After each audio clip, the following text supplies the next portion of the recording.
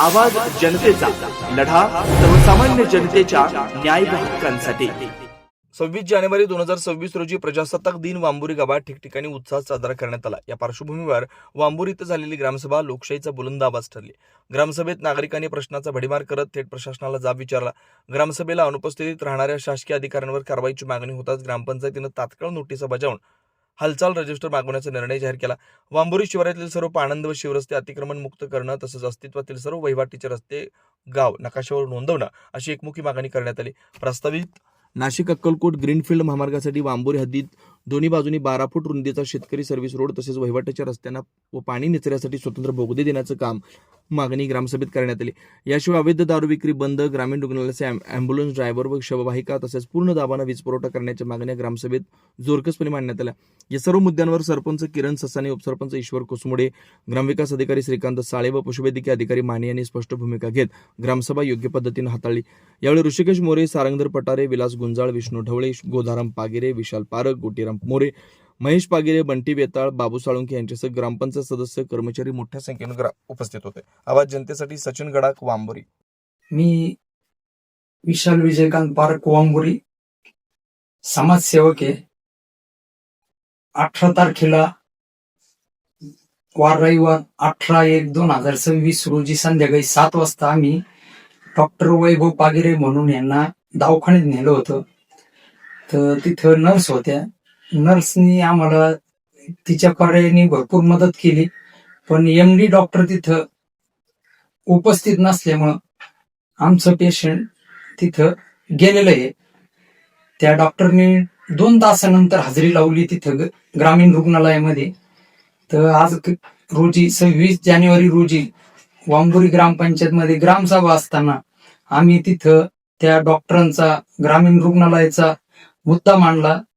दर ग्रामसभेला मुद्दा मांडून बी एवढं मोठं गाव असून वांबुरी ह्या गावात डॉक्टर आव्हाड आणि डॉक्टर कर्डिले गेल्यानंतर ह्या ग्रामीण रुग्णालयाला एक प्रकारची साडेसाती लागलेली आहे। तरी सर्व नेते मंडळींनी आणि सगळ्या वरिष्ठ अधिकारी वर्गांनी वांबुरी ह्या ग्रामीण रुग्णालयात दखल घ्यावा ही एक विनंती करतो। वांबुरी ग्रामीण रुग्णालयात आम्ही पेशंट नेल्यावर पेशंटला अटॅक आलेलं होतं। आम्ही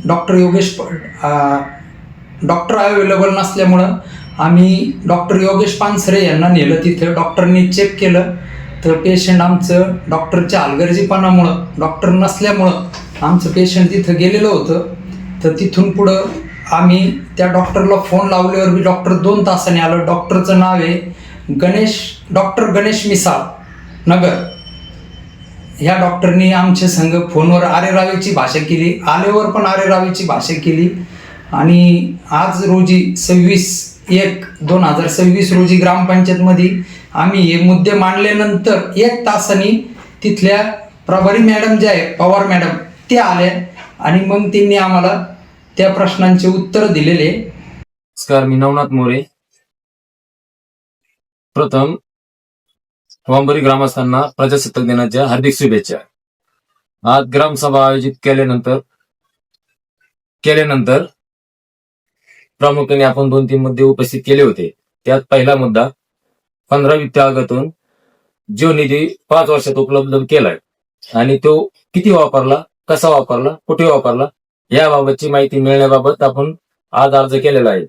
दुसरी गोष्ट, जे गाळेधारकांना गाळे वाटप ग्रामपंचायतीने केलेले 5-10 वर्षापूर्वी, ते गाळे जे स्वतः उद्योजक आहेत त्यांना जे असतील तेच वापरले पाहिजे।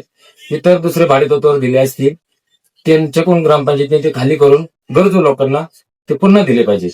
नवनवीन घडामोडी आणि सत्य बातमी पाहण्यासाठी आजच आमच्या YouTube चॅनलला सबस्क्राईब करा, शेअर करा आणि लाईक नक्की करा।